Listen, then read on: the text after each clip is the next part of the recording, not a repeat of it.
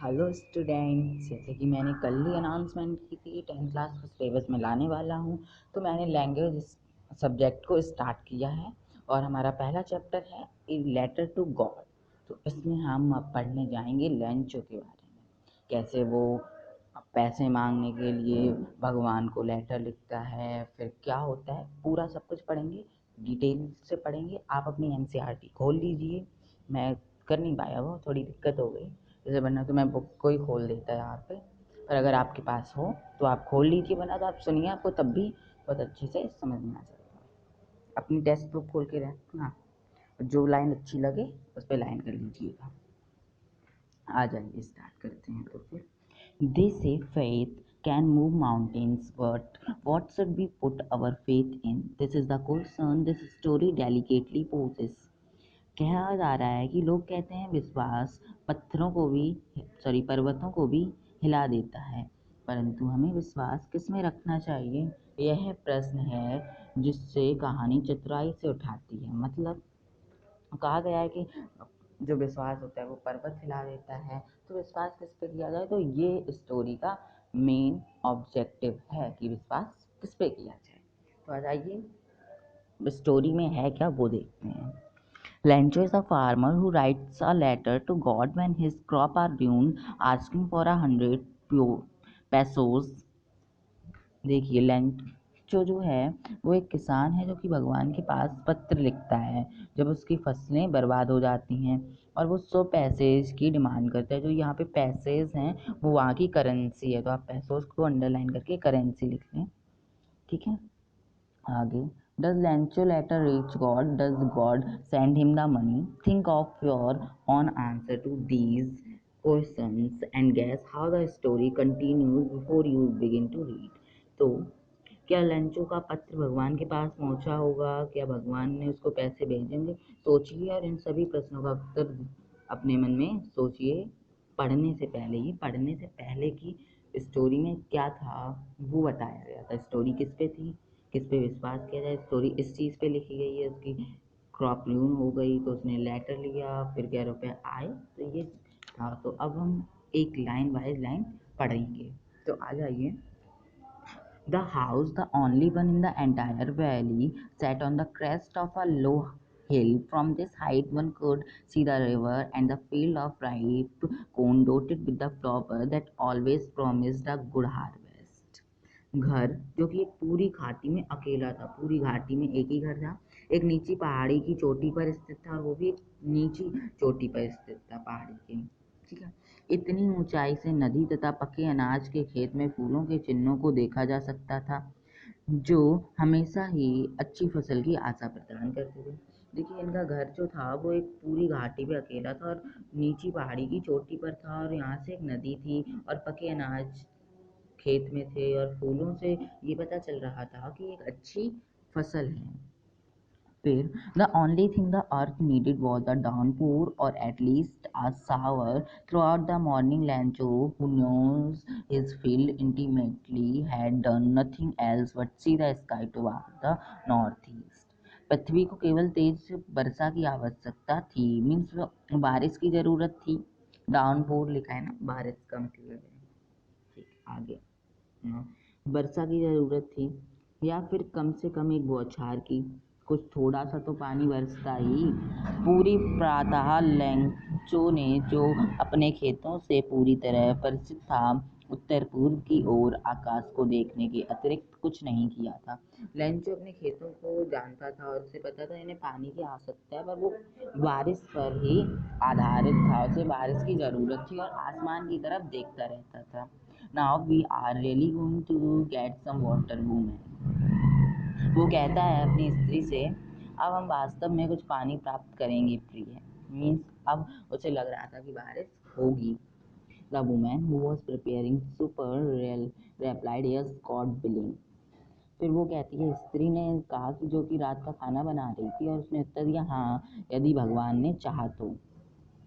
The older boy were working in the field while the smaller one were playing near the house until the woman called to them all, come for dinner. उनका जो बड़ा बेटा था वो खेत में काम कर रहा था और छोटा बेटा खेल रहा था घर के पास ही, और उसी वक्त उसकी स्त्री ने उन्हें भोजन के लिए बुला लिया। ओके, तो इट होता है, it was during the meal that just as Lancho had predicted, big drop of rain began to fall. खाना खाते के वक्त जैसे कि लैंचो को उम्मीद थी वैसे ही हुआ, बारिश हुई और बहुत बड़ी बड़ी बूंदें गिरी। In the north east huge mountain of clouds should be seen approaching. क्या हुआ, उत्तर पूर्व में क्या हुआ, बड़े बड़े बादल थे, पर्वत के ओर देखे जा रहे थे। The air was fresh and sweet, जो हवा थी वो ताज़ी थी, मधुर थी। The man went out for no other reason than to have the pleasure of feeling the rain on his body. अब वो आदमी जो था किसी और कारण की अपेक्षा से नहीं, जबकि वो वर्षा के कारण बहुत ही प्रसन्न हो गया।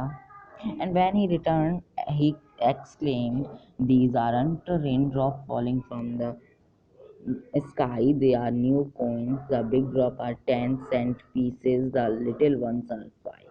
तो क्या कहता है, ये आकाश से गिरती पानी की बूंदें नहीं है, ये तो नए सिक्के हैं। बड़ी बूंदें 10 सेंट के सिक्के हैं तथा छोटी 5 सेंट के। वहाँ की ये सेंट भी वहाँ की क्या है, क्या है, करेंसी ही होगी। आप यहाँ पे करेंसी लिखेंगे।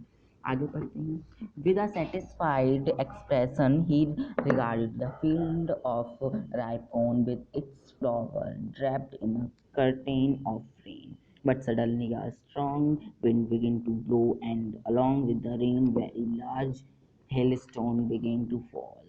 क्या हुआ, संतुष्ट था वो और उसने अपने फूल और पके अनाज के देखा कि अब बारिश की चादर उन्हें लपेटने वाली है, बारिश होने वाली है। परंतु अचानक से तेज हवाएं चलने लगी। वर्षा के साथ ही साथ हेल स्टोन लिखा है, वो उनका हिंदी अर्थ है ओले, तो वर्षा के साथ साथ ओले भी गिरने लगे। These truly did resemble new silver coin. ये तो वास्तव में नए सिक्के, नए चांदी के सिक्के जैसे हैं। वो कहता है ये तो चांदी के सिक्के जैसा हो गया। ठीक। The boy, exposing themselves to the rain, ran out to collect the frozen pearl. अब वो गया, ठीक है, उनका बच्चा लड़का गया और बारिश में जा कर के अब वो उन ओलों को बीनने लगा। यहाँ फ्रोजन पर्ल का भी मतलब ओले है, ये लिखने की तरीका है। फ्रोजन पर्ल लिख दिया, पर्ल का मतलब मोती, ठंडे मोती, ओले को ही कहा गया है। फिर एक और पैराग्राफ पढ़ें। It's really getting bad now, exclaimed the man. I hope it passes quickly. I didn't pass quickly. For an hour the hail rained on the house garden, the hillside, the cornfield, on the whole valley. The field was white as if covered with salt. क्या हुआ, आदमी ने चिंता के साथ कहा कि अब तो वास्तव में बुरा मौसम हो चुका है, अब बुरा मौसम हो रहा है। मेरी आशा है कि ये शीघ्र ही समाप्त हो जाए। यह शीघ्र समाप्त नहीं हुई, परंतु वो जल्दी खत्म नहीं हो रही थी बारिश तो। और 1 घंटे तक घर में, बगीचे में, पहाड़ी पर, उनके अनाज के खेतों में और पूरी घाटी में ओले बरसते रहे। अब जो खेत थे वो बिल्कुल सफ़ेद ही सफ़ेद दिख रहे थे, नमक, ऐसा लग रहा था कि नमक से ढके हुए हों। तो अब क्या हुआ होगा वो भी पढ़ते हैं। Not a leaf remained on the tree, the corn was totally destroy. वृक्षों पर एक भी पत्ता नहीं बचा था, अनाज पूरी तरह से नष्ट हो गई थी। The flower were gone from the plants, लैंचो soil was filled with sadness. पौधों से फूल गायब हो गए थे इतने ओले पड़ने के कारण, और लैंचो की आत्मा उदासी से भर गई थी। When the storm had passed, he stood in the middle of the field and said to his son, "A plague of locusts would have left more than this." तो जब बारिश गुजर गई, आंधी गुजर गई, तो वो खेत में खड़ा था और अपने पुत्रों से उसने कहा, टिड्डी दल, यहाँ पे जहाँ ये लिखा है ना प्लेग ऑफ लोकस्ट, इसका मतलब है टिड्डी दल का उपद्रव भी इससे अधिक छोड़ गया है। जो टिड्डी वगैरह थे वो भी वहाँ से जाने लगे थे। ओलों ने भी अब कुछ कम, मतलब जो ओले ने तो कुछ भी नहीं छोड़ा, ओले ने तो सब बिगाड़ दिया। इस वर्ष, हाँ, this year we will have no corn, इस वर्ष हमारे पास कोई अनाज नहीं होगा। That night was a sorry that a night was a sorrowful one, all our work for nothing, there's no one who can help us, we all go hungry this year. वो कहते हैं हमारी सारी मेहनत खराब हो गई है, व्यर्थ हो गई है, कोई हमारी सहायता नहीं कर सकता है इस वर्ष। हम सभी भूखे रहेंगे। तो हमने जितना पढ़ा उसके हिसाब से कैसे बारिश की उम्मीद की उसने, फिर बारिश हो गई, ओले गिर गए जिसके कारण उसकी फसल बिगड़ गई, जिसकी फसल खराब हो गई, और अपने बच्चों से कहता है कि अब शायद हमारे पास अनाज नहीं रहा है और अब हमें भूखा ही इस साल मरना पड़ेगा। तो ये हमारा पार्ट 1 था। दूसरे पार्ट में हम कंटिन्यू करेंगे इस चीज़ को और देखेंगे क्या होता है, कैसे वो लेटर लिखता है। अभी तक तो हमने उसकी कंडीशन देख ली ना, क्या हुआ उसके साथ। तो अगर वीडियो अच्छी लगी हो तो लाइक करें, चैनल को सब्सक्राइब करें और अपने दोस्तों तक ज़रूर शेयर करें जिससे वो भी पढ़ें अभी से, उनके बोर्ड एग्ज़ाम अच्छे हों। Okay bye.